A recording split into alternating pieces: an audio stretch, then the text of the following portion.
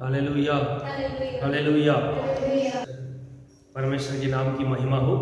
परमेश्वर इस सुंदर समय हमारे जीवन में दिया और एक बार उनकी सन्निधि में हमको लेकर आया, उनका आराधना स्तुति करने के लिए और वचन मनन करने के लिए परमेश्वर ने अनुग्रह दिया।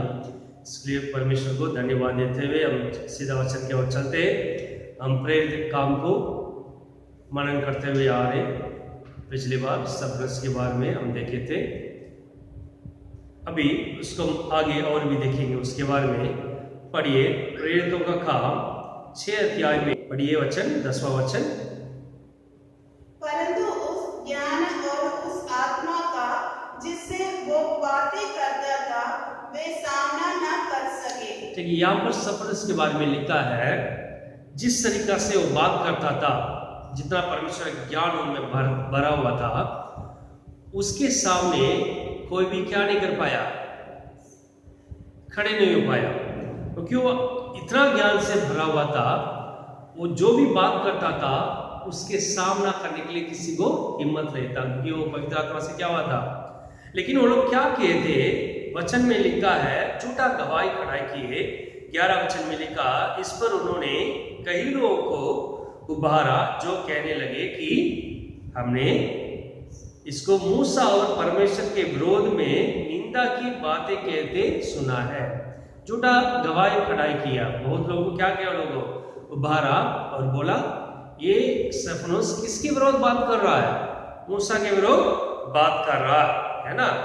13 वचन में लिखा हुआ है, और झूठे गवाह खड़े किए जिन्होंने कहा कि ये मनुष्य इस पवित्र स्थान और व्यवस्था के विरोध में बोलना नहीं छोड़ता। झूठे गवाही क्या खड़ा किया, वो लोग खड़े होके बोला ये मनुष्य इस पवित्र स्थान और व्यवस्था के विरोध में बोलना नहीं छोड़ते।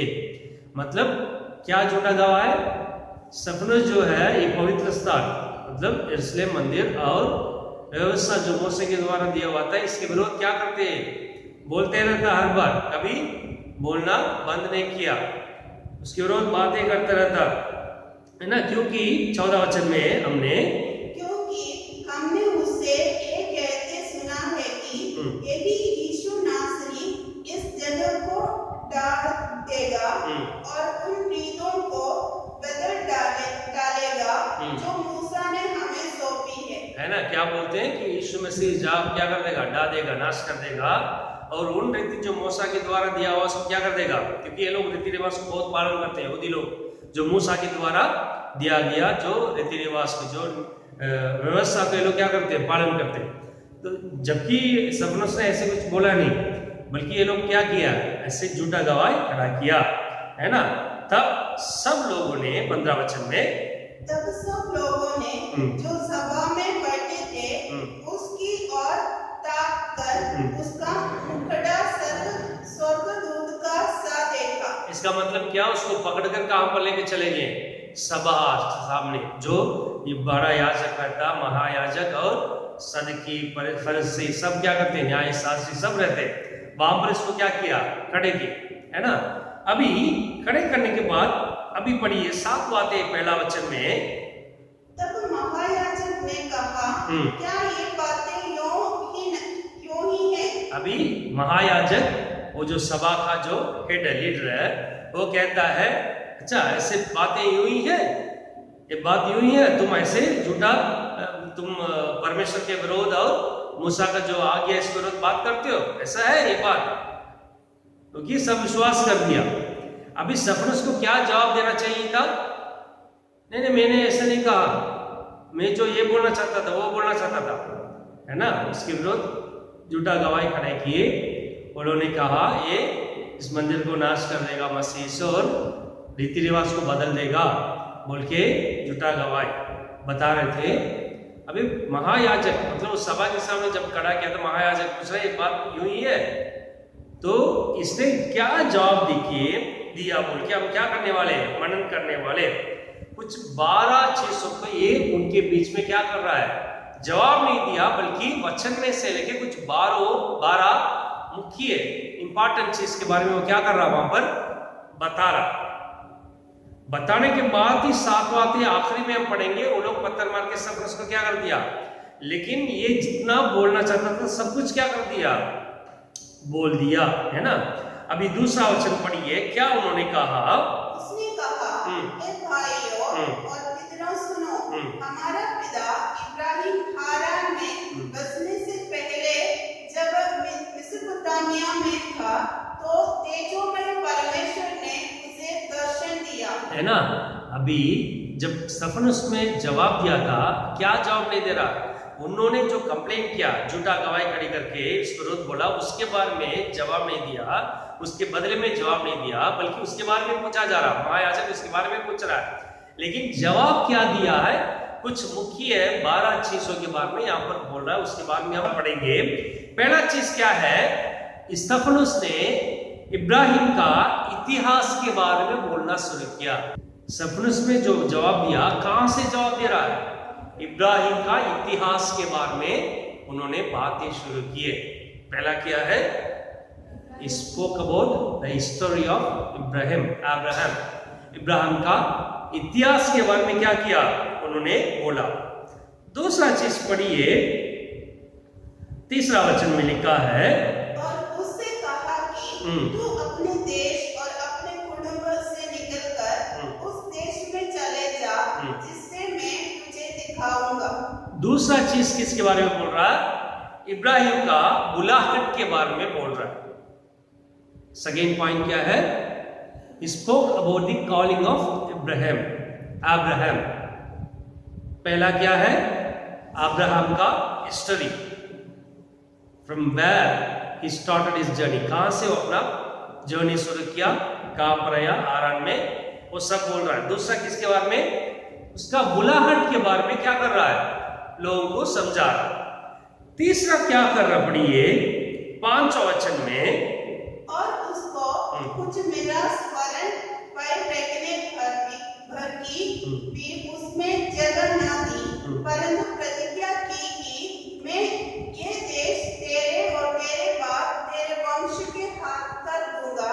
एक भी उस समय उसके कोई पुत्र भी न था। इब्राहिम का उस टाइम कोई भी जब पुत्र नहीं था, तभी परमेश्वर जिन्होंने इब्राहिम को बुलाया, उन्होंने किसके बारे में बोला कि ये जगह, ये जमीन मैं क्या करूंगा, तुमको दे दूंगा बोल के उनसे क्या किया, वादा किया है ना।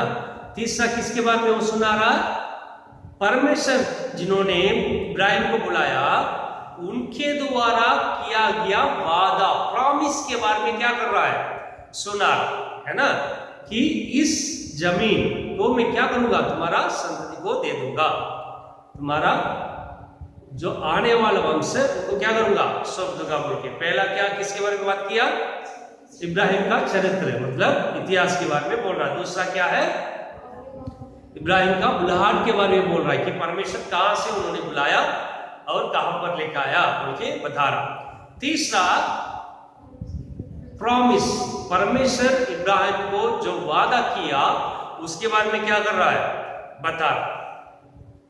मैं विश्वास करता हूं जो सामने बैठ के सुनते हैं ये लोग भी इतना नहीं जानते होंगे, ये लोग किसके बारे में ज्यादा जानते हैं, मूसा का व्यवस्था, इसी को पालन करना, उसको पालन करना, ये करना, वो करना है ना, इसके बारे में ज्यादा ख्याल रखते थे।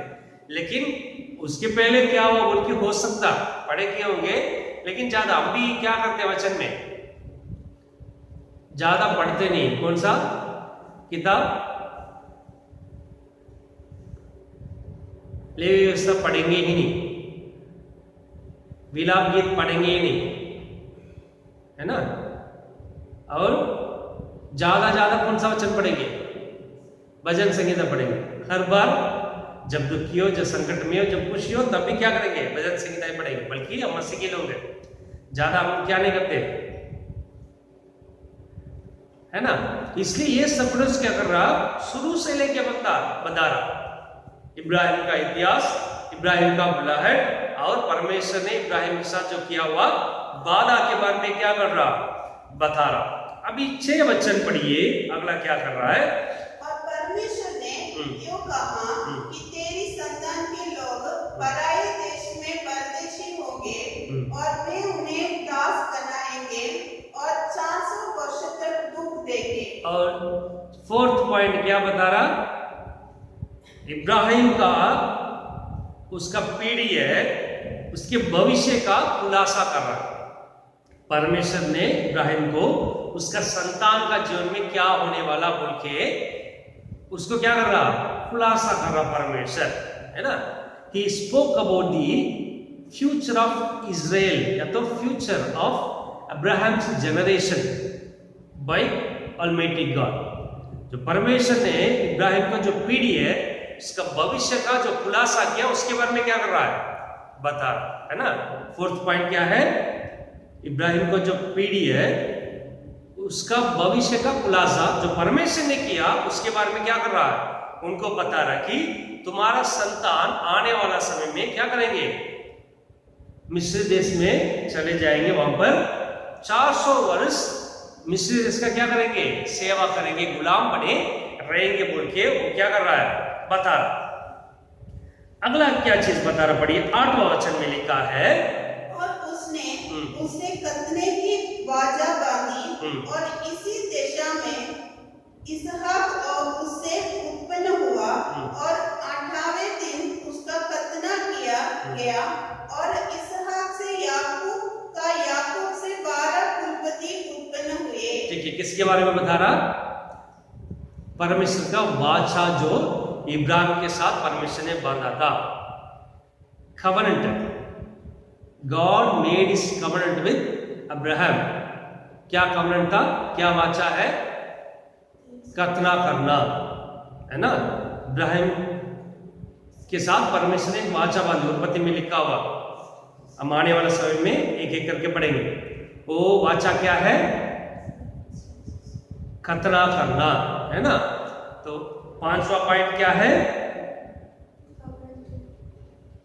परमेश्वर का वाचा जो अब्राहम के साथ बांधी गई थी, वो वाचा क्या है, खतना करने के लिए परमेश्वर ने इब्राहिम और उनकी संतति को क्या किया का, उसके बारे में सफनुस क्या कर रहा है, बता रहा।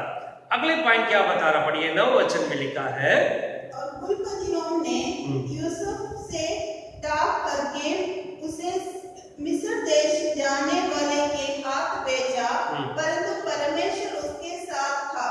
ठीक है, अगली चीज किसके बारे में बात कर रहा सफनुस, यूसुफ का इतिहास के बारे में वहां पर बात कर रहा।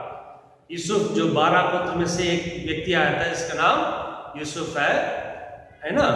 11वां बच्चे जैकब का, या तो इसराइल का 11वां बच्चा यूसुफ, उसके बारे में बात कर रहा है। जिस तरीका से वो बायलों का हाथों से बेच दिया गया इस्माइल के हाथ में, और वो कैसे मिस्र देश में गुलाम बन के गया, वहां पर क्या उनके जीवन में हुआ, कहां पर बंदी गृह में रख दिया गया, परमेश्वर उनके साथ कैसे रहा, सब कुछ क्या कर रहा है यूसुफ के बारे में। फिर यूसुफ कैसे राजा बन गया बोल के, किसका इतिहास बोल रहा है, चरित्र के बारे में, यूसुफ का चरित्र के बारे में कौन बोल रहा है। आप सोचिए, देखिए इतना ज्ञान और बुद्धि से अगर सफनुस बना हुआ तो कोई भी बिल्कुल उसके सामने क्या नहीं हो पाएंगे, खड़े नहीं हो पाएंगे, क्योंकि इतना और बुद्धि ज्ञान है, बिना देखे सबके बारे में बोल रहा है। इसलिए वचन में लिखा है उसके ज्ञान के सामने क्या नहीं कर पाया, कोई भी सामना नहीं कर पाया, खड़े नहीं हो पाया, है ना। अगला चीज क्या बताए, पढ़िए 20वां वचन में, उस समय मूसा उत्पन्न हुआ जो बहुत ही सुंदर था और वो 3 महीने तक अपने पिता के घर में पाला गया, है ना। उसके बाद किसके बारे में बता रहा, मूसा जो उनका पिता है उनके बारे में बता रहा है, या तो उनकी इतिहास के बारे में बता रहा, उनके चरित्र के बारे में, उन्होंने कब जन्म लिया, कहां पर जन्म लिया, कैसे छुपा लिया गया, कैसे फिर राजा का भवन में गया, फिर कैसे वहां से भाग के गया, पूरा चरित्र कहां पर 33 वचन तक बता रहा। मूसा के जन्म से लेके उसका दोबारा वापस लौट के आके कैसे इस्राएल प्रजा को उन्होंने लेकर गया बोल के, मूसा का जो इतिहास पूरा क्या कर दिया उनके सामने। उनको आश्चर्य लग रहा कि इतना कैसे बात कर रहे, लेकिन अंदर से बहुत गुस्सा हो रहा है क्योंकि ये लोग को इतना ज्ञान नहीं, ये लोग इतना ही जानते हैं व्यवस्था पालन करना है, बल्कि उसके पहले जो इतिहास हुआ था जो परमेश्वर ने जिनको बुलाया, बहुत अपने दासों को परमेश्वर ने क्या किया, दुनिया से अलग किया, बुलाया, उनके द्वारा अपनी महिमा को प्रकट किया, उसके बारे में क्या कर रहा, मूसा के बारे में बिल्कुल समझा दिया। उन्होंने यहाँ जन्म लिया, इस परिवार में जन्म लिया, वैसे आया, 40 साल के बाद भाग गया, फिर परमेश्वर ने उनको दर्शन दिया और बोला जाके इसराइल को क्या करो, दोबारा वहां से प्रजा को लेकर आओ बोल के सब कुछ क्या कर दिया, उन्होंने बता दिया, है ना। अगले चीज उन्होंने क्या बताया, इस मूसा का इतिहास के बारे में क्या किया, उन्होंने बोला।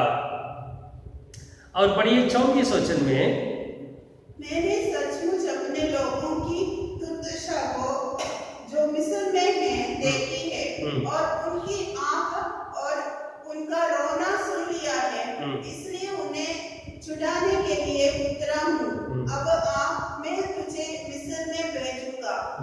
ठीक है, अभी अगला चीज किसके बारे में बता रहा है, वो इस्राएल देश का या तो इस्राएल प्रजा का इतिहास के बारे में वो सुना रहा है ना। इस्राएल कैसे उत्पन्न हुआ, कहां पर गुलाम बन के गए, फिर कितने साल वहां पर सेवा किया, किसको परमेश्वर ने वहां पर भेजा, कैसे उनको बाहर लेके आए बोल के किसके बारे में समझा रहा है, इस्राएल जो परमेश्वर का दास कहला गया, वो लोगों को कैसे परमेश्वर बाहर लेकर आया बोल के उनका इतिहास के बारे में क्या कर रहा है, सफनुस बता रहा है ना। अगला चीज क्या बता रहा, 8वां चीज इस्राएल का चरित्र, तो द हिस्ट्री ऑफ इस्राएल। क्या आप और हम जानते हैं क्या इसके बारे में सब कुछ, थोड़ा बताइए इस्राएल प्रजा का इतिहास क्या है। हम बोलेंगे वो गया वहां पर मिस्र देश में और वहां पर 400 वर्ष गुलाम थे, फिर परमेश्वर क्या कर दिया, ऐसा नहीं। पूरा इतिहास में क्या लिखा हुआ इस्राएल, बाइबल में क्या लिखा हुआ इस्राएल प्रजा के बारे में, ये सब कुछ कौन जानता था, सफनुस जानता था, बिल्कुल। इसलिए वो पूरा इस्राएल प्रजा का है, तो इस्राएल का क्या कर रहा है, इतिहास के बारे में वो समझा रहा है ना। अगला चीज क्या समझा रहा, पढ़िए 44 वचन में लिखा है, साक्षी का तंबू जंगल में हमारे बाप दादों के बीच में था, जैसा उसने ठहराया, जिसने मूसा से कहा कि जो आकर तूने देखा है उसके अनुसार इसे बना। अगला चीज किसके बारे में बात कर रहा है, जो वाचा का तंबू है या तो साक्षी का तंबू का निर्माण के बारे में कौन बता रहा, सफनुस बता रहा।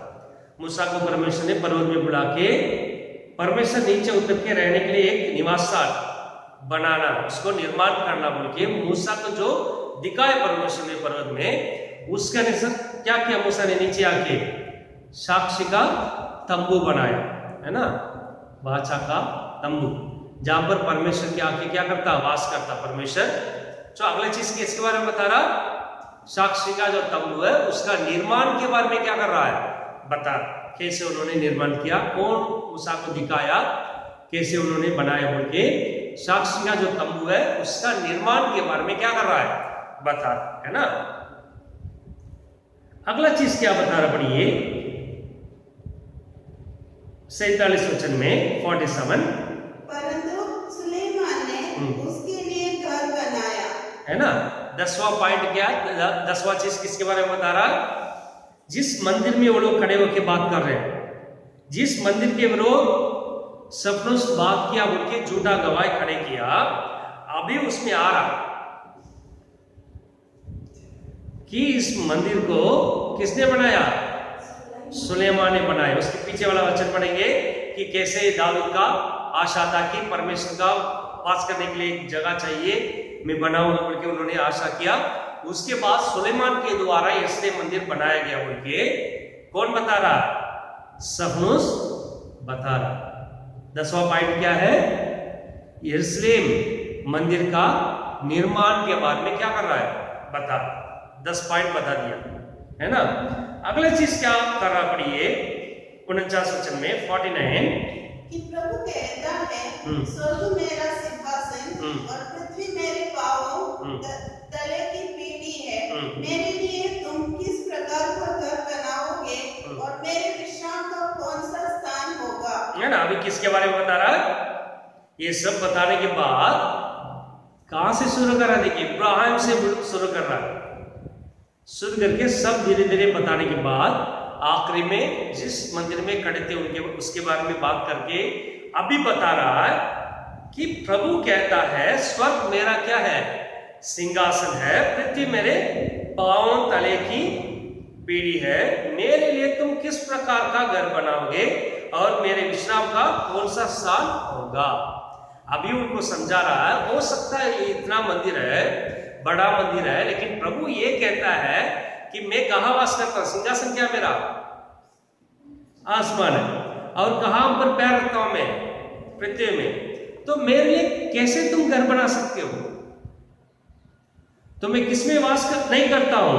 50 वचन में लिखा है, पढ़िए, क्या ये सब वस्तुएं मेरे हाथ की बनाई नहीं है, हड्डीले और मन और कान के कतना रहित लोगों, तुम सदा पवित्र आत्मा का सामना करते हो, है ना।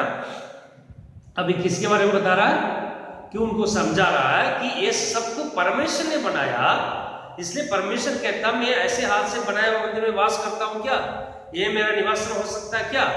यही परमेश्वर ने मूसा को कहा नीचे एक साक्षी का तंबू बनाओ, मैं रहूंगा बोल के, लेकिन अभी नया नियम में बता रहा है, मसीह जब पृथ्वी में आया बोले सब मेरे लिए, मेरे द्वारा बनाया गया चीज है, इसमें मैं कैसे वास करूंगा, क्योंकि स्वर्ग मेरा सिंहासन है और पृथ्वी मेरा पांव रखने का स्थान है।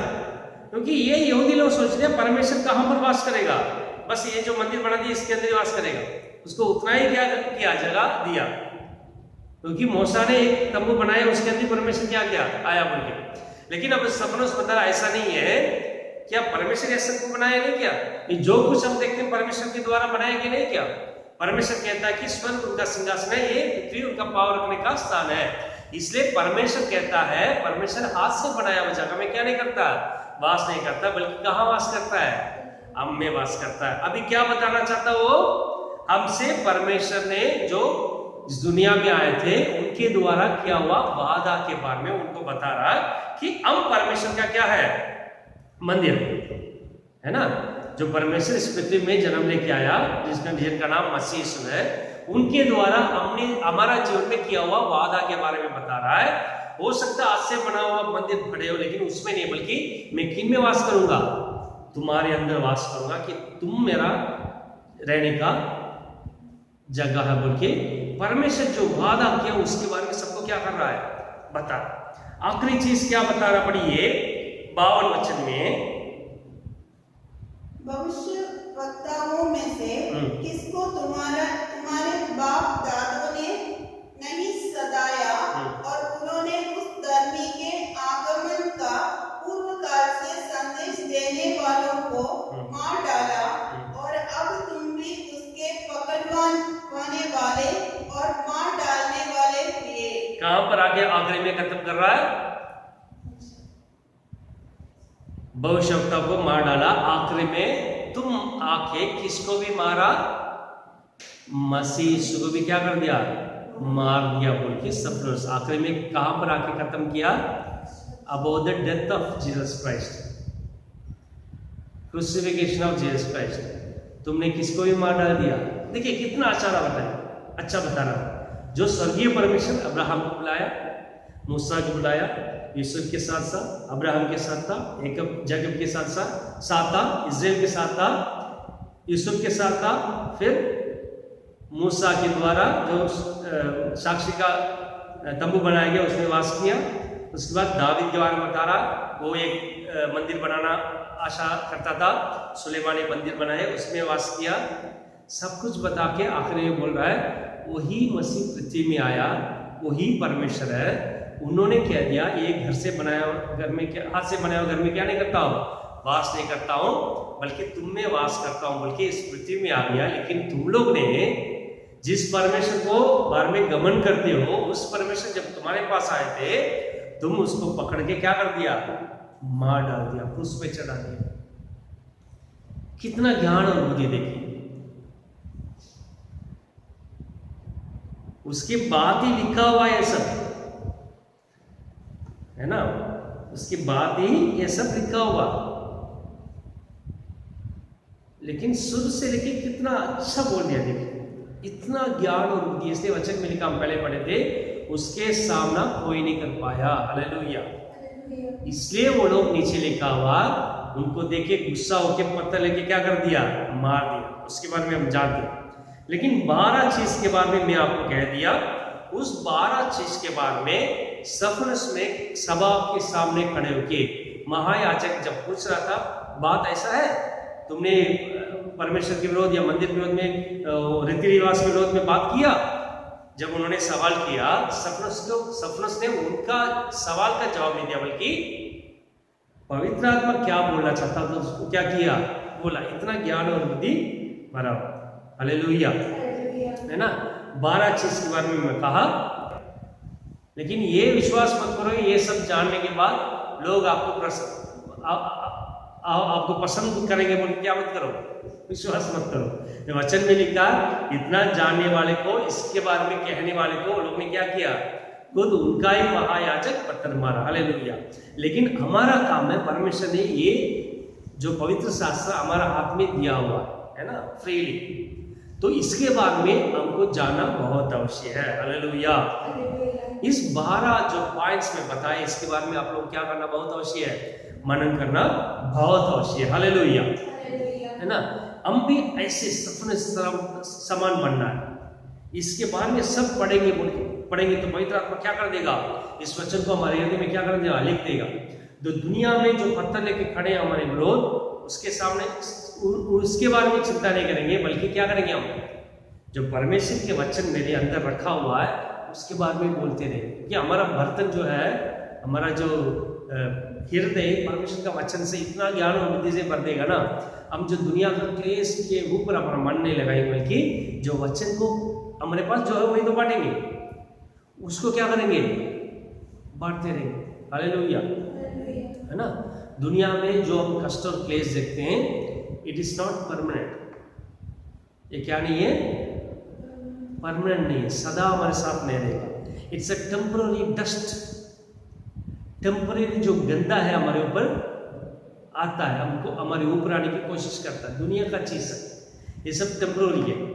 लेकिन नित्य है, अनंत काल का चीज कौन है, प्रभु मसीह, जो हमारे लिए वचन दिया, हमारे लिए जीवन दिया, वही सदा हमारे लिए क्या करेंगे, हमारे साथ रहेंगे। हालेलुया। उन्होंने कह दिया, मैं आपके लिए क्या रखा हूं, अनंत काल जीवन रख दिया। हालेलुया।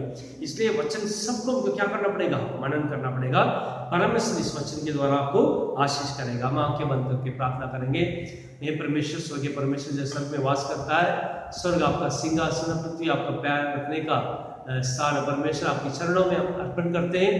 परमेश्वर सफर को इतना ज्ञान से आपने भर दिया। परमेश्वर हम सबको भी, परमेश्वर जो कोई वचन सुनता हमको भी परमेश्वर सभी और ज्ञान और बुद्धि से परमेश्वर हमको भर दीजिए, ताकि हम आपके लिए परमेश्वर अंतिम दिन में ज्ञान और बुद्धि से भरा हुआ एक जीवन बीतने के लिए, आपके मन में सुसमाचार सुनने के लिए, आपके लिए सेवा करने के लिए हमको मदद कीजिए। परमेश्वर सभी आदर मान महिमा सिर्फ आपको ही देते हैं। ये सभी मसीह के नाम से मांगते हैं, सुनिए और ग्रहण कीजिए। आमीन। Hallelujah, hallelujah.